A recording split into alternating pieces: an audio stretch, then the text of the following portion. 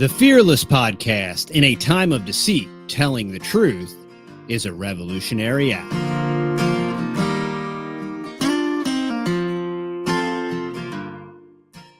All right, y'all, welcome back to the Fearless Podcast. This is episode 41.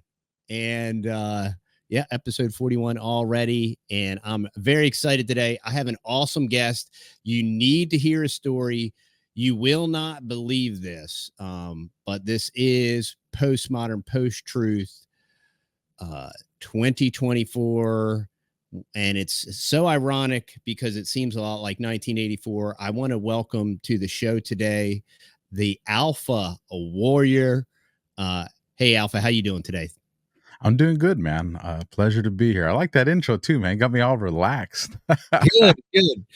Yeah, man. I heard your story. I saw it popped up on Twitter or something. I saw a tweet and then I watched your interview with Viva Fry and I'm like, this is so insane.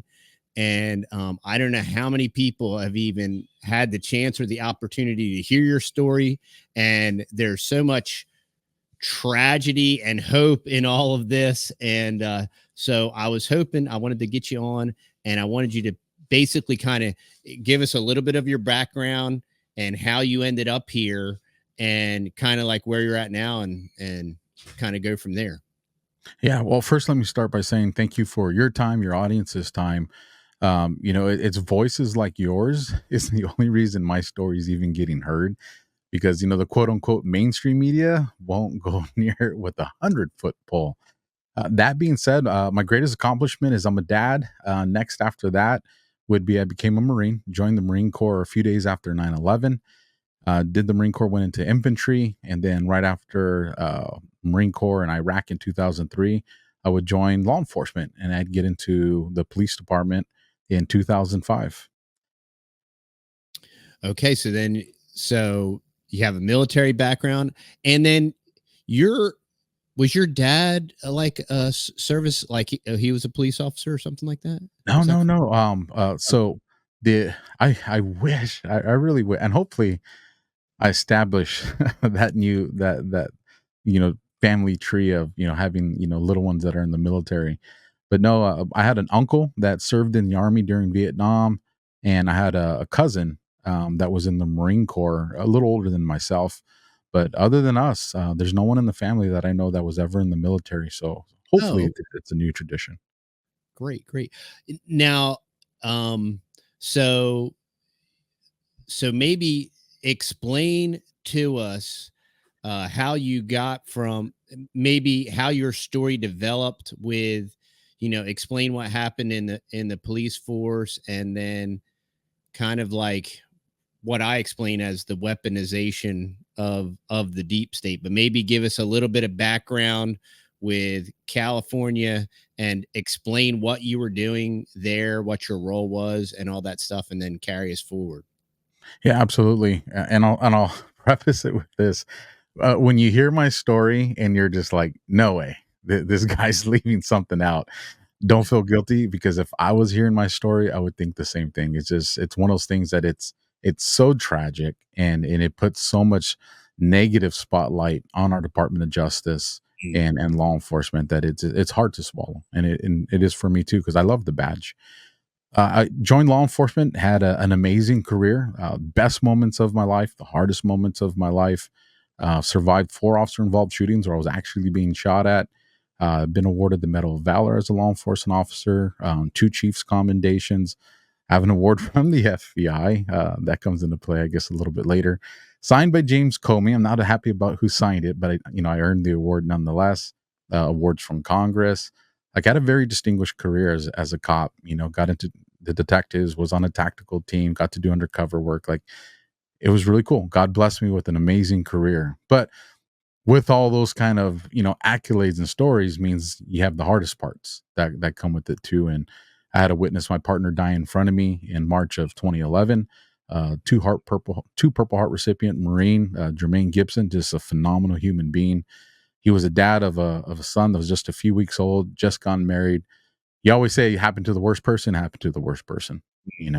So it was a rough career. as it got towards the end of my career, prior to what I wanted to, is just about 14 years, we had a change of leadership. And we went from having a phenomenal chief, George Crum. I mean, this guy was amazing, and he retired early on us, which was kind of a shocker. We thought we still had about another 3 to 5 years with them. But our deputy chief, or we called him the DC, he was the captain of the police department out in San Bernardino, and San Bernardino had that terrorist attack. Oh, And wow. on Yeah, and on paper, we're like, this dude is awesome. He's one of us. He's worked gangs, he's worked narcs, he's been on a tactical team. So we're like, when this chief retires, we're positioned for still another probably 10, 12 years after that with this other guy. And then he took over. He took over in December of 2017. And there was some pushback with him on some things, but once he took over the reins, it was a complete facelift in the wrong direction for our agency. And there's a few of us that are vocal. And I know I'm one of those people, especially when you're asking me to do something that goes against, what my badge stands for. And he was pushing me to write a search warrant that was, I mean, borderline illegal the way it was going to go down. At a minimum, the probable cause didn't exist. And, Mhm. we had a conversation. I was like, we don't do police work in Riverside County like you used to do it in San Bernardino County. And that's not a shot at San Bernardino. It's just, this is the only guy that I had to gauge it off of. And I was like, we don't do that out here. So nonetheless, there was some pushback and ended up getting a target on my back. And this Mm. kind of escalated. So, like I said, he took over the reins December of 2017. By April of 2018, he had already written me up 4 times and had me on administrative leave pending my termination. And just to put this in perspective, I only had 2 write-ups in my entire career up until that point. One when I was in training as a new cop, and then one for crashing a police car, which is bound to happen. Other than Right. that, I had like I said, a distinguished career. But he pushes me out. Luckily for me, I have partners and supervisors that had the courage to say the truth when we went to arbitration. It's a long process. We get to arbitration and I win it. As a matter of fact, the judge writes a 36-page award letter where he says I was the scapegoat. I didn't, I had tenure, credibility. I mean, I couldn't have wrote it as good as this judge wrote it. But the main part is he ordered my immediate reinstatement, back pay, all that. So Alpha was going to get a pretty nice check out of this and his job back. However, there's always that however. The one thing we failed to do as a police union was we didn't have binding arbitration, which gave the city the opportunity to say, we don't care what this judge said. We're going to take this to the Ritz in state of California. So that Ritz case, and people were saying, what does this have to do anything with the FBI case? Well, you're going to see. That Ritz case was scheduled for May of 2021. Now, everybody, like all, because you're friends with the DAs, you're friends with everybody. It's a community. Was like, dude, you are going to be rich. Like, are you going to come back to work for one day and then retire? Because everybody knew that check was probably going to have at least 2 commas. So I Mhm. was excited, especially what they put me through. I mean, it sucks to Sure. go through that when you work real hard. But we didn't get to that May hearing the way we wanted to, because on January 15th of 2021, I would awake. Now, remember, at this point, I'm a combat veteran from the Marine Corps. I'm a law enforcement officer of almost a decade and a half. My only run in with the law was in 2003 when I got a tinted windows ticket. Like, that's my Bonnie and Clyde moment in life. I was a pretty, decent human being. Uh-huh. And I wake up because the alarm to my house is going off, the alarm to my truck is going off, and it's this commotion. I thought somebody was either trying to break into my truck or some drunk hit my truck. Like, they shook the house. So as I'm at the alarm panel and I'm turning it off, we rent this older style Adobe house, so the front door has textured glass on it. My fiance starts screaming, "Get away from the door!" And I look, and there's about a dozen red dots on the door. At the Mm. same time, my phone goes off, and I answer it. This is the FBI. We have your house surrounded. You need to come out with your hands up. Kids are crying. Everybody's crying because they obviously don't know what I'm hearing on the phone. They just like, what the heck's going on? And they've seen enough movies to know that dots on the door is not a good thing. Yeah. Yeah. So we had an infant daughter. She was about 2 months at the time, so she's still in the bassinet. But my teenage son, as a matter of fact, this was his birthday. This was the day that he became a Mm. teenager, 13 years old. And so I have my teenager, I have my stepdaughter, and the missus. We're in the hallway, and I go, "Look, it's the cops. These are the good guys. I'm sure it's a misunderstanding. We're going to figure it out. Like, just relax. I put an AirPod in. I tell the dispatcher, I said, hey, let them know I'm opening the door. Phone's in my pocket. I'm speaking to you from an AirPod. My hands have nothing. So, I So, opened the door. so at this time, just to backtrack just a little bit, that explosion that you heard that you thought was maybe an accident or whatever, that was like a percussion grenade or something like that? Yeah. What I would learned after the fact, because we got surveillance from a good neighbor, was they actually threw a flashbang right outside my son's window. And Mm. so that percussion is exactly what shook the house. It's an older home. And so, I mean, the purpose of a flashbang isn't protocol. Isn't that supposed to be inserted into the home so that it actually disorients? I mean, what would be the rationale for setting that off outside the home? You can deploy. So, like I said, I was part of a tactical team. Right. In gangs, we're one of the few teams that do dynamic entries. Even SWAT teams don't really do dynamic entries because of the liability. Most of it's all surrounding callouts now. Mhm. But as gangs, because we're dealing with people that are probably, if you tell them you're there, they're going to get guns. Yeah. We still do the dynamic entry. But a flashbang is it's something I have never seen, at least in my 14 years. I've never seen that deployed the way they did it, and it's one of the reasons we want to get their operational sheet, because we outlined all that stuff. Because typically, what would have happened in this scenario, just the same scenario, just remove me out of it, is you're going to show up to the home, surround it the way they did. It was a full element of the FBI SWAT team. They had the armored vehicle in the front yard. They had a SWAT operator on top with the turret on the turret with a rifle. They even had a drone above our house. We saw them launch it, on the surveillance video. But that's fine, as far as like the tactics. But the next thing you do is now you make that phone call, like the phone call they did after they did that. You make that phone call now and say, hey, this is the Right. FBI. We have you surrounded. You need to come out with your hands up. And Mm. if the person answers and they refuse to come out, we keep making these calls. I've been in scenarios where we've had homes surrounded for hours, because ultimately you're looking at the safety, not just of your operators and the public, but obviously there's you're still responsible for even your target. Yeah. And there's a lot of time that passes before you're going to do the flashbang. So you're talking maybe, considering the circumstances, maybe an hour into this, and your team says, hey, we're not making any leeway. We're going to do a dynamic entry. I could see a deployment of the flashbang outside the house to, hey, this is serious business. And then, Yes. try the phone calls again. Deal. Yeah. Yeah. Yeah. And then if there's still nothing and you're going to actually make entry, then yeah, that's when you breach the door, you throw in the flashbangs, and you go do God's work. Like I get that, but that wasn't the case here. Here it was done backwards. And I have my theories to why it was.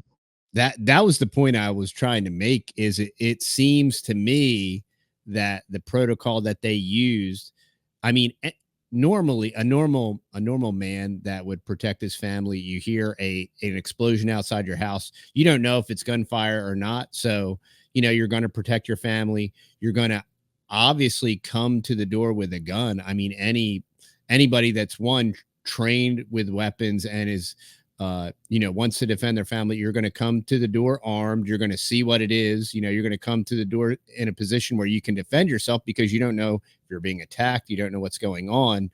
And it really appeared to me like they were trying to instigate an interaction that would end the way they wanted it to end.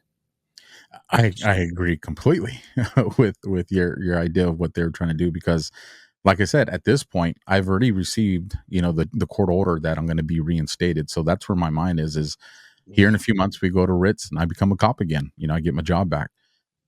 And I have my duty pistol on that nightstand that I have at night, because why?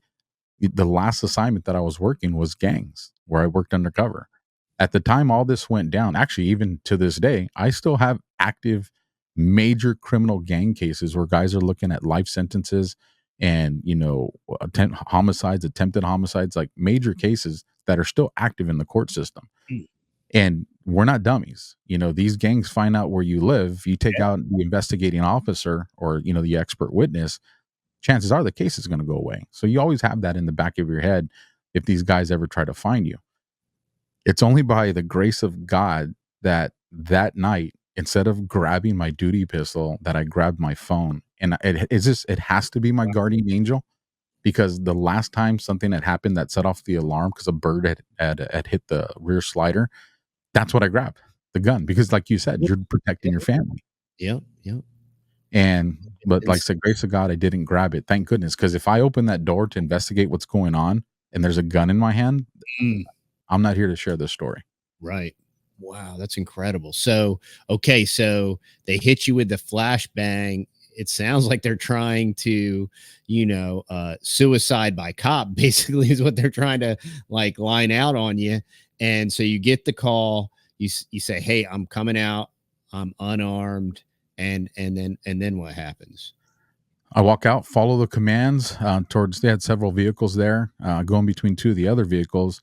Turn around, put your hands behind your head, and I hear the famous sound that I'm very familiar with: click, click, click, click, click. Except this time it wasn't training. Like this was my life and my freedom that Mm, was at that moment taken away. And I start asking, what's the warrant? What's the search warrant? Because they told me on the phone they had a search warrant. So I'm asking for the warrant. They keep saying, "We'll get it to you. We'll get it to you." So they walk me down the sidewalk a little bit. They have me sit down. And then the hardest part of this entire story is what happens next. I had to watch my family go through what I just went through. mm, Without the handcuffs, but everything else get ordered out, one by one, guns trained on them. And these are just regular people. Like, mm. they're not cops, they're not military. It's a regular missus and a regular son and a regular daughter. And like, that's the kind of life I was a part of. And it was even nerve wracking for me being on that end of it. Wow. It killed me to see what my family was going through for nothing. Yeah, and the other fascinating part is because of your training, education, and background, you in a very real way knew what to say, what questions to ask, and what to not say, which is the only other reason that probably benefited your scenario. Because once again, I mean, another normal guy that gets up and goes to work every day, 9 to 5 or whatever, he's going to, and rightly so, he's going to want to protect and be with his family. And, it's just such a fascinating story. And so these guys that breached, that came into your home and are interrogating, is this all FBI, or were there any local law enforcement or SWAT or anything like that? So this element was completely an FBI SWAT team. And Okay. and to add to what you're saying is one thing, because I used to run operations. I've ran operations with 300-400 cops, multiple agencies, multiple SWAT teams, and, NCIS, DEA, ATF. Like, I've ran operations where, I'm the one that's running the show. And what I know is that your entry team, they're getting the back of the book story on what the investigation's about, because they don't need to know all the details. They just need to know, okay, probable cause existed here. The judge signed a warrant. These are the investigating agencies. This is who will probably be in the house. This is what our target looks like. Like, is this enough information for them to do their job? Yeah. So there's no real point in asking those guys all the questions, because they really probably don't know. Sure. So that's why I just asked them, "Where's the search warrant?" Because I know somewhere around the corner is going to be the investigating agents who are going to be able to answer those questions. And also, I'm letting them know, hey, there's adult female, teenage male, teenage female, and an infant. No one else in the house. Bedrooms are on this part of the house. There's letting them know the makeup of the house, because cooperating information they have, and so they know, okay, this is a cooperating family. Mhm. To de-escalate the situation. Yes. Yep.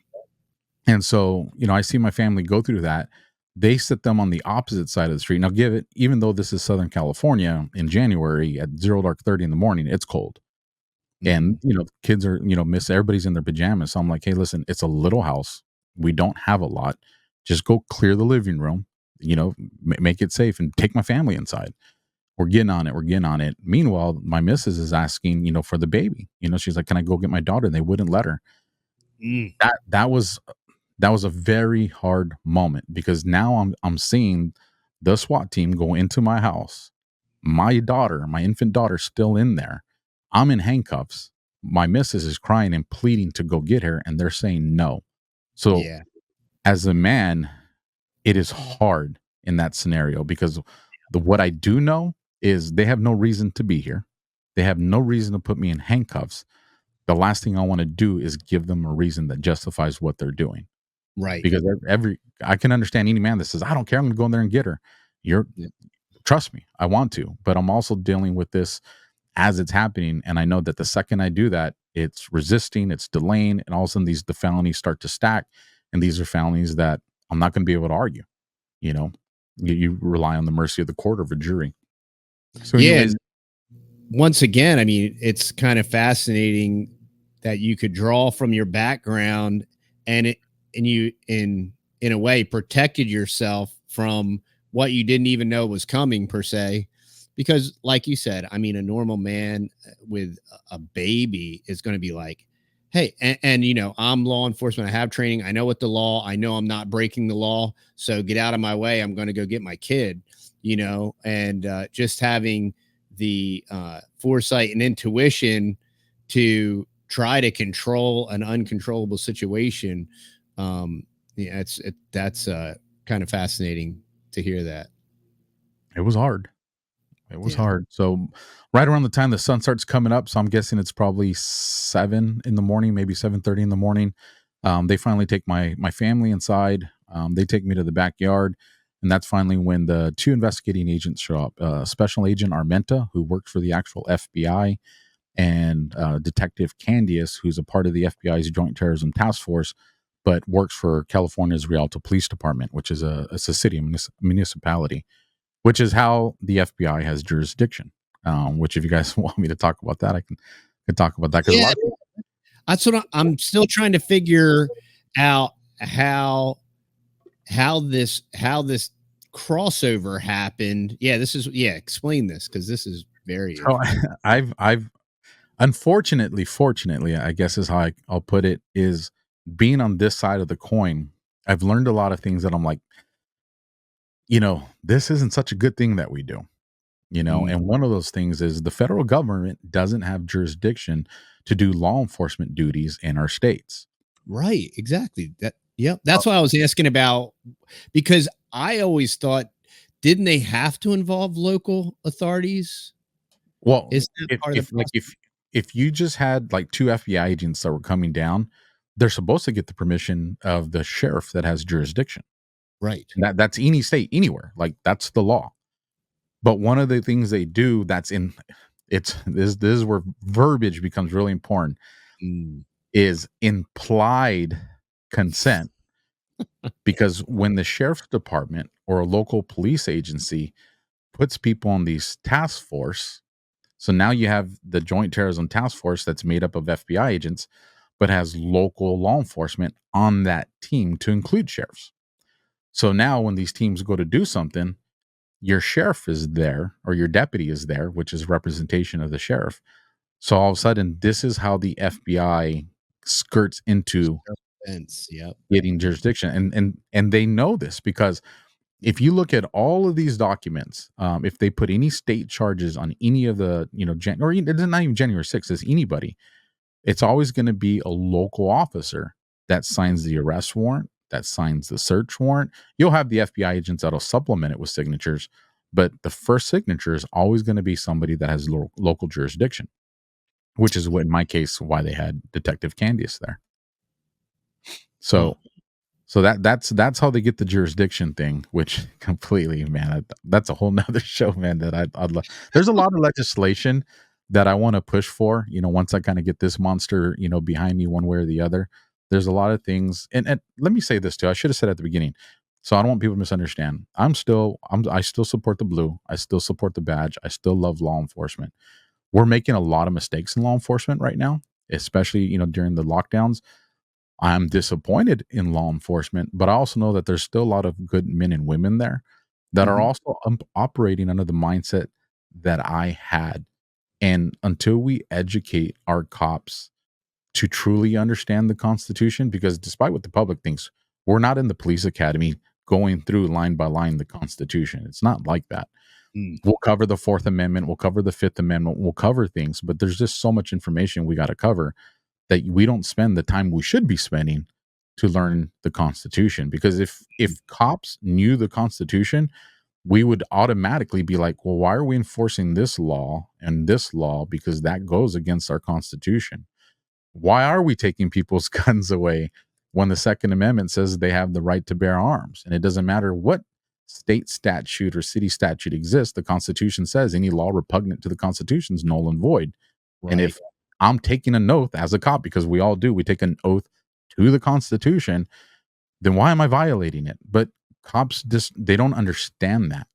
And because they don't, it's just like, well, here's the penal code, here's the H&S codes that I need to enforce, and I'm going to go do my job.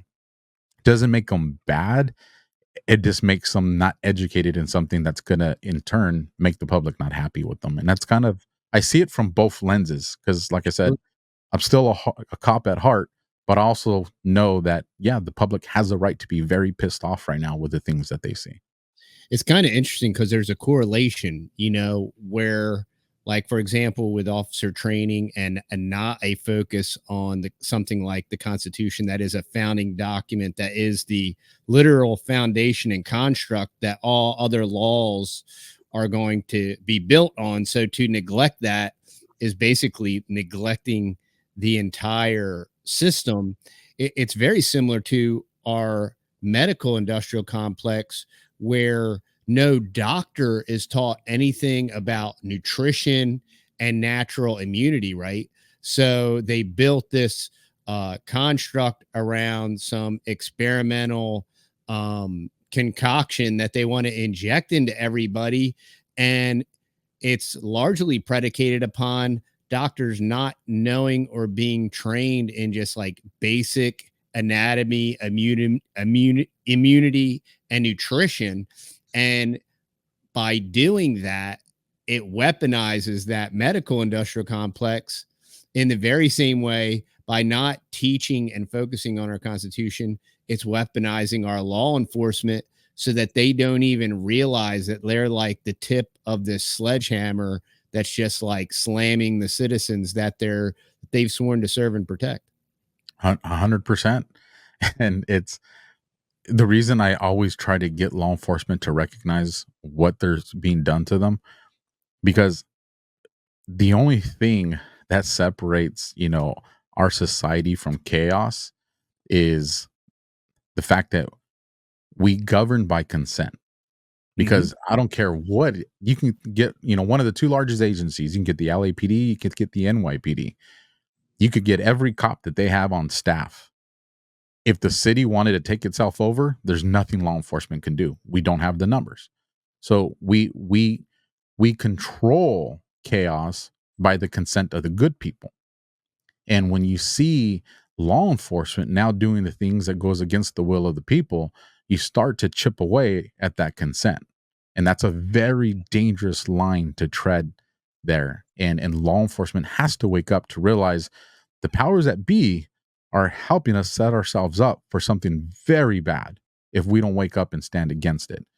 That's right. It's just like all of those in the district of criminals, and where they do as I say, not as I do. And, we're kind of like a good old boys network, and we're going to like not follow any of the laws. Well, all of us law abiding citizens that go to work every day and pay tons of taxes and do all these things, they're like, wait a minute, if they don't have to follow the rule, like, what am I doing? Like, why am I following all the rules? Why am I a law abiding citizen? And then it's the same exact argument as when they talk about taking law abiding citizens firearms away. Is like, well, you realize that crooks and thieves and robbers, they don't follow the law. That's, so you can write a bunch of stuff on paper all you want, but the only people that you intend to hurt are people that actually, the consent of the governed, are those that are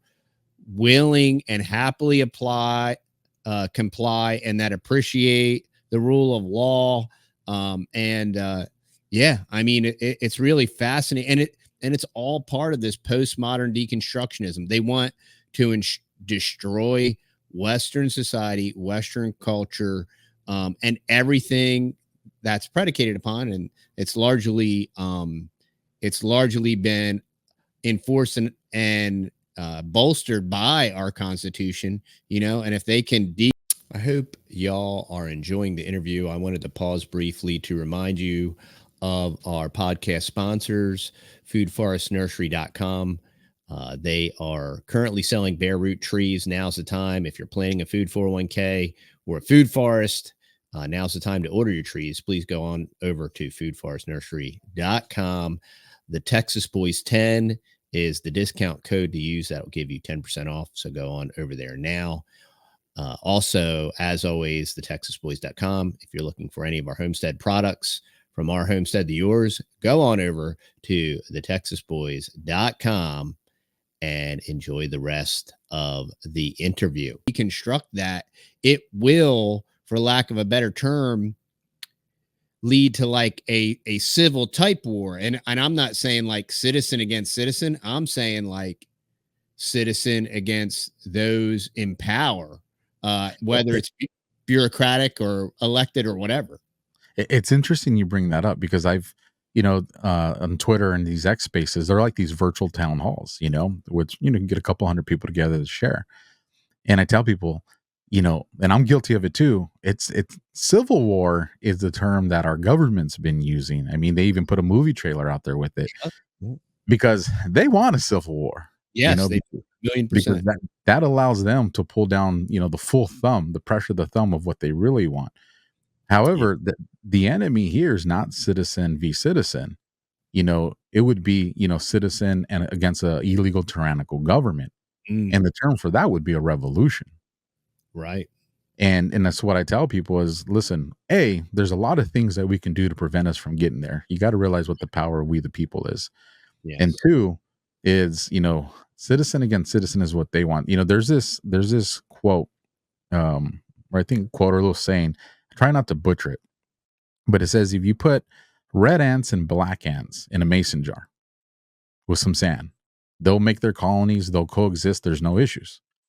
But then once you shake that jar, there's chaos, and the red ants and the black ants start fighting to the death. So it's who shook the jar, that's the problem. Yeah. And so when you look at our nation, it's the same thing. It's who's shaking the jar right now that's creating all these issues. And it's, tyrannical government, and I'm sure there's a lot of facets to it, but just that's the point to be made. And so I say all that to say this is when you take away or you push laws on firearms, the only people you hurt are law-abiding citizens. Yeah. I never arrested a criminal that was like, oh, I robbed the store with that registered firearm that I have. That's right.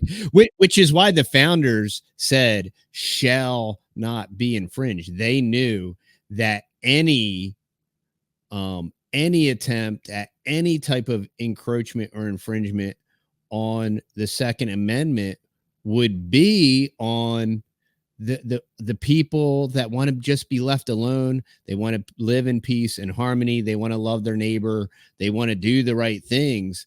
And, the only reason that you would want to dismantle that is because you would want to deconstruct society. Absolutely. And I'm in California, man. Like we are like the example of what not to do when it comes to policies, mandates, and laws right now, because it's such a beautiful state that's just being destroyed from within. So, speaking of that, like, why are you still in California? So, that's definitely in the top 10 questions that I get asked by people. My son, who's now 16, I have joint custody with him. So 50% with me, and then 50% of the time he spends with his mama. And there's no way I'm leaving my son behind. I got it. Okay. That makes sense. Yeah. Because when I leave, I want to leave. Like, I don't want to. Okay, that makes a lot of sense. So I got a minimum of 3 years because my stepdaughter's a freshman. Like I said, my son's a sophomore. So we either save California in 3 years or, I got to leave. And it kills me to leave this state because I think we should fight for it. It's sure. It's important. It's important to our economy, our GDP. There's a lot of, California is very important to the economy of this nation. As bad as it is, I will say this: if people go do a little research and you look at GDP, California is still considered a giving state. When you look at all 50 states, a lot Mhm. of money from California Yeah, benefits this nation. But if we keep the track that we're doing, it ain't going to be that. California that's won't be right. in a position to be a giving state no more. And that affects all of it. That affects the entire country. And that's why I know, people are like, I'm going to run. I'm going for the hills. But we do got to fight for these states, because if you just weaken this union state by state, the union's going to be destroyed in the process. Yeah, that's a great point. So let's get back to how the how does the FBI get cross-pollinated into this local issue, and how do they basically like I'm it gets co-op I mean basically the whole entire thing that happened with your employer got co-opted by the and weaponized by the FBI, or the FBI was weaponized against you because of this local issue. How does that correlate? So man, things get dirty really fast. And it's easier to tell the story now because I have 3 years of hindsight where I'm like, this has all happened. But at the time that it's happening, I'm like, this doesn't make any sense. Like, what are you guys talking about? So these agents take me to the backyard. He opens up the leather bifold. They say, "Oh, remove his handcuffs," right? Even though I'm still surrounded by operators and I can't go nowhere, they won't let me go see how my family's doing. And when the agent opens his leather bifold, I see printouts of my Twitter account. So in my head, I'm thinking, you got to be effing kidding me. If this is what you subjected my family and me to is Twitter. because of this, like I'm gonna be more pissed than I'm already am. And so he sees me see it and he goes, "Well, we're here to talk to you about your social media being potentially violent." And my response is, one, nothing in my social media is potentially violent, and two, I want my attorney. Well, that didn't matter to the Joint Terrorism Task Force because the questions continued, and I wasn't going to get my family or get to see my family until they were done getting the answers that they were looking for. And so they continue down this road of asking general questions, but essentially they come down. So this is the one tweet that they focused around, and I'll read it. It's a spicy tweet, but nonetheless, it's not illegal. It's dated January 6th of 21, and it reads, "Will you fight, bleed, and maybe even die with me as we take on the evil that is now stealing our nation? I'm a Marine combat veteran, law enforcement veteran of 14 years, and my allegiance is to God, family, and country. I'm ready. Are you? Time to patriot the F up. God wins." It has a picture of me from the tactical team I was on, a picture of me on the Marines when I was in Iraq, a picture of Mel Gibson in the movie The Patriot, and then a picture of the United States flag. Those are the 4 pictures included with that. Hmm. Now, one of the things, and it was actually one of my audience members that brought this to my attention. It just never registered with me. He goes, "Alpha, but you didn't say take on the FBI. You didn't say take on the government. So why did they take offense to that? Or why did they take that as a threat?"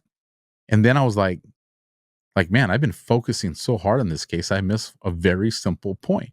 You're right. I Mm-hmm. said, as we fight the evil taking Mm. on this nation. So it's almost like an admission. They self-identified.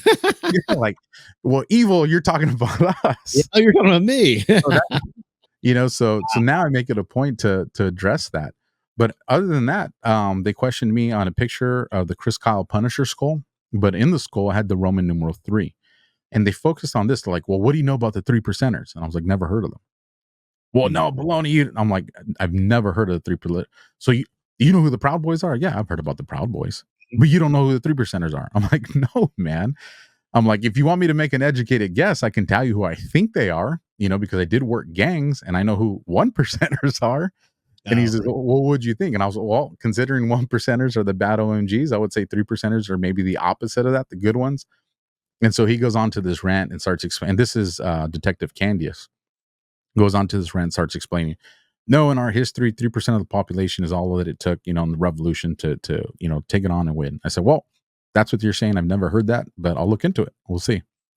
And then the next tweet that they focused on was one where I put, it was 1/19430.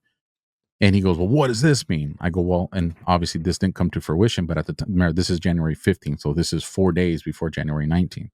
I go, "Well, a lot of us believe that on the 19th at 4:30, before Trump's last day of business is done, that he's going to bring forward all the evidence of election fraud. And this is when I think that that's going to happen at the last second. Obviously, that didn't happen, but nonetheless, that was my thought process. And so I asked them, because I know this is what I did for a career. In California, I'm still considered an expert witness in search warrants and gangs. And so I'm like, how did you guys get a judge to sign? Oh, I asked them, well, what's the point of this?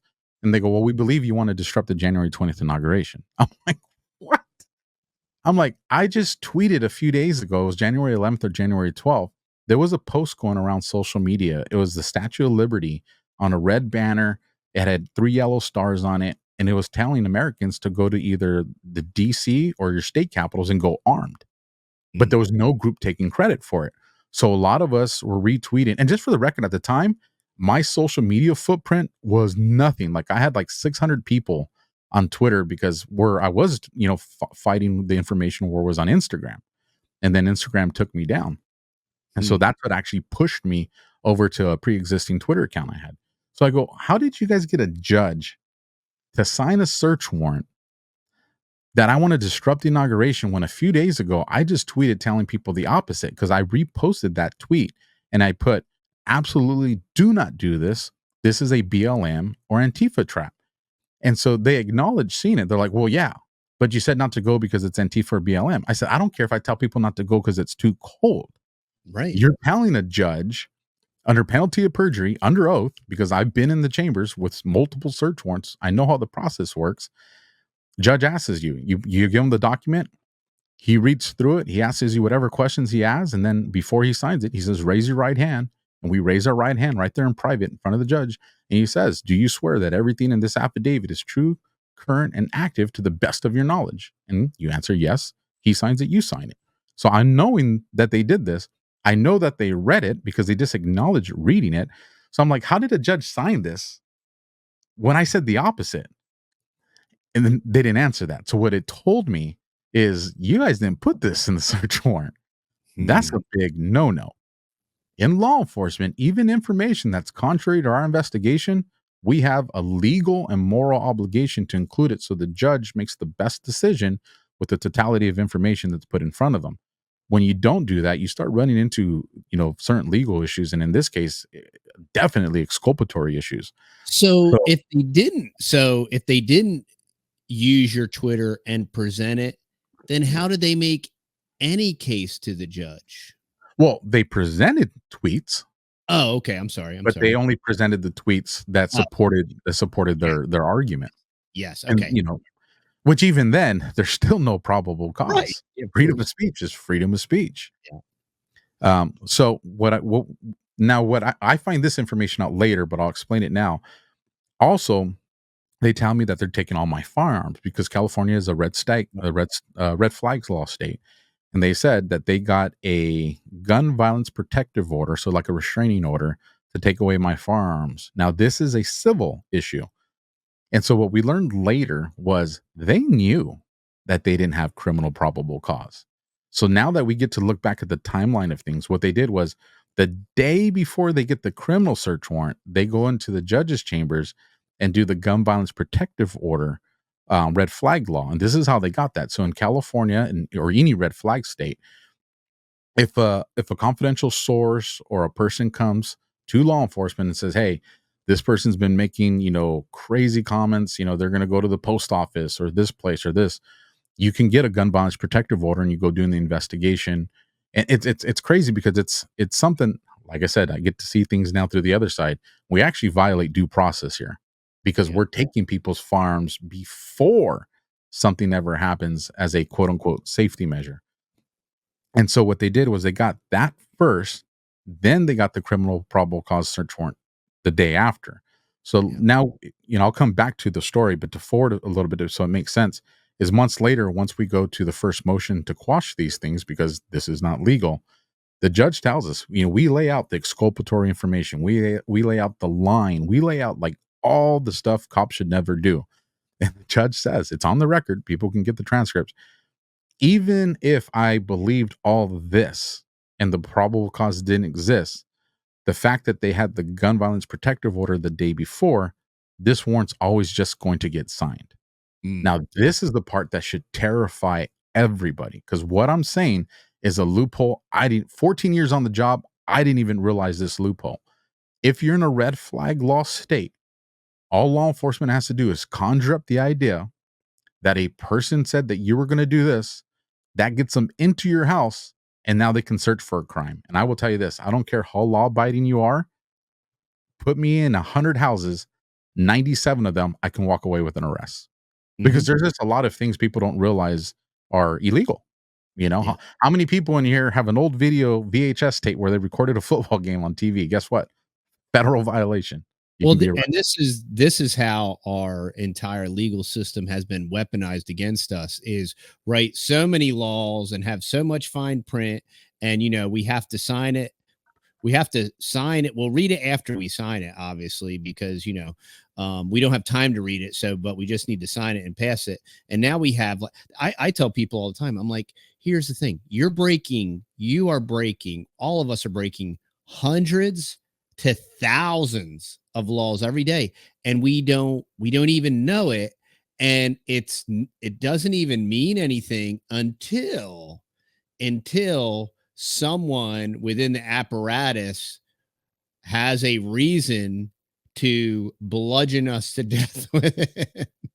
That And that, I mean, that's what I want to see with all this political stuff. I mean, I want to see a conservative independent. I want somebody to say, we need to shrink this thing, man. Like, we need to shrink this thing so small that, like, wow, there is a federal government. Like, we need to, great example are these red flag laws. These are exclusively just a weaponization tool to completely steal everybody's firearms with, like, this confidential informant. That could be the dog. When he barked, it sounded like he said alpha. You know what I mean? It's like, and it's we if any of this stuff is going to change, like, a lot of these laws have to be completely abolished and obliterated, and the apparatus, the government itself.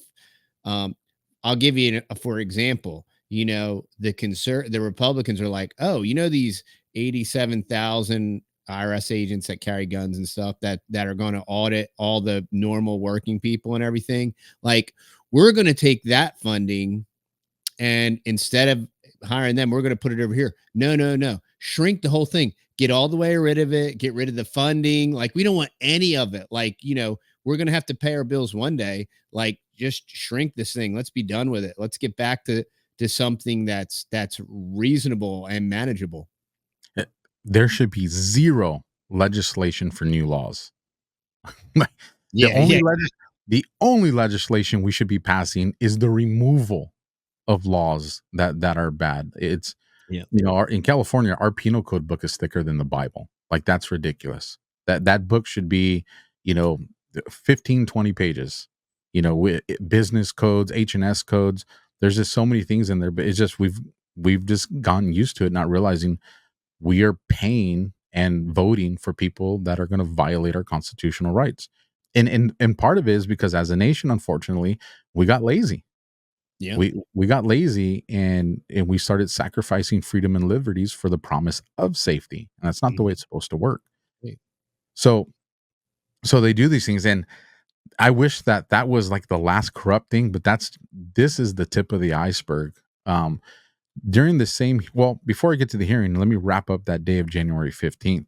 So they ask the questions, take my electronics, take my phones, take the computers, take anything electronic. They take all that stuff, take all my firearms. And during the interview, they asked me two questions. In all my years of law enforcement, I've never asked these questions, nor have I ever heard any of my coworkers ever ask this. They go, "Who did you vote for president?" I Wow, said, that's nuts, dude. That's and so. and I know people are just like, now you're straight. It's recorded. It's on the FBI recording. They asked me who I voted for president, and I said Donald Trump. Who you registered with? I said Republican Party.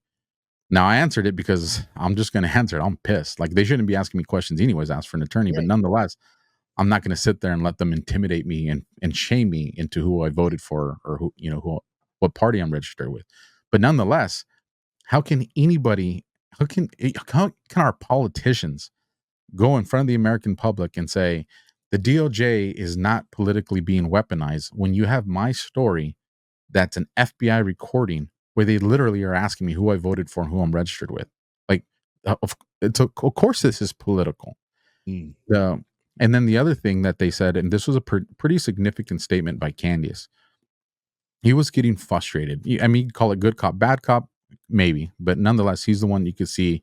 He's visually very frustrated because he's probably pissed that, man, this is not a bad guy the way they told us that this guy is. Mhm. And he makes the statement, well, you know how to tweet without getting in trouble. Now, most people will hear that tweet and be like, all right, yeah, I agree. However, when I hear that, I'm like, what? Because of what that means. Yeah, he just When admitted that none of your tweets were inflammatory. he just acknowledged that Yeah, my tweets did not meet the threshold to fulfill the elements of terrorist threats. So when he was in that judge's courtroom or that judge's chambers, and he swore under oath that he was investigating criminal threats for domestic terrorism, he was lying, yeah. and he That's knew why he they was wanted lying. to get the guns because, like, well, we know we don't got nothing, so we'll just keep looking till we find something. What is we'll find something here, right? And so now we fast forward. This whole ordeal is, several hours. So now before they leave, they give me a property receipt for everything they're taking from me. And I ask them, well, what do you guys want from me? Like, what's the point of this? Like, how do I make sure you don't do this to my family again? Mm. And the FBI agent, he goes, well, you seem like a good guy. This is your chance to take the off ramp and just stop talking about the government. Wow, Now, man. surprisingly, that didn't really register with me at the time he said it. But that night, before I'm going to bed, and because obviously I'm replaying this whole, ordeal in my head, I'm like, he literally told me to shut up. Like, I Wow. asked the question and he's telling me, shut up. Stop redressing the government, stop complaining, and you get your life back. And I was mad for quite some time, So how okay, so these are the feds. This is the FBI saying, "Stop talking about the government." So then maybe or maybe I missed it. How was where was the correlation between your work history and your settlement of that suit and the FBI insertion? So, well, we find this out later because at the Oh, time, I'm not okay. thinking about my agency. At my time, I'm just thinking, like, I wasn't. I always forget to say this at the beginning. So this is a January 6th case, has a January 6th case FBI number, but I was not at the Capitol on January 6th. Crazy. Everybody, So crazy. I was It's crazy. working in California because while all this is going on, the Palm Springs Unified School District hired me as one of the officers to do their gangs and their security. So I was actually doing that as my job while I'm fighting the legal battle with my agency. And so I think there's another guy they've arrested since then, but at the time, I'm the only J6er arrested that was not in DC. What 2,600 miles away, right? Mm. But nonetheless, they said J6. The way they've worded it to tie into the J6 case so they can make me a stat is they said that January 6th was a triggering event, and that's how they were able to loophole that into me. It's just they're looking at stats and numbers is what they want to do. And so they confiscate all my firearms. They leave the house. They give me a property receipt, and that's the end of that. On January 20th, and well, here's one more thing because this is also important. When they raided my house, because like I said, I used to do these things. My truck, you start from the front of the property and you move all the way back. Narcotics sometimes can be different if you want to get to something before it's destroyed, but typically outside of any like special factors, you're starting from the front of the property and you're working your way to the back of the property. So my truck's in the driveway, destroyed. I mean, I'm a Marine. Like I can tell you how much change is in my truck. Like they just destroyed it. My garage destroyed. And then once you enter the front door, the first bedroom you hit is my son's bedroom. And then it's the hallway to the living room. My son's room destroyed in the hallway. And uh, God is just interesting on how he works.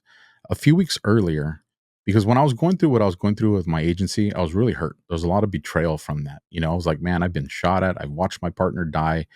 Like, like, why am I going through this? Like, I've laid it all on the line for you guys. So anything related to my agency was in a box. Like, I didn't want to see it until it was done.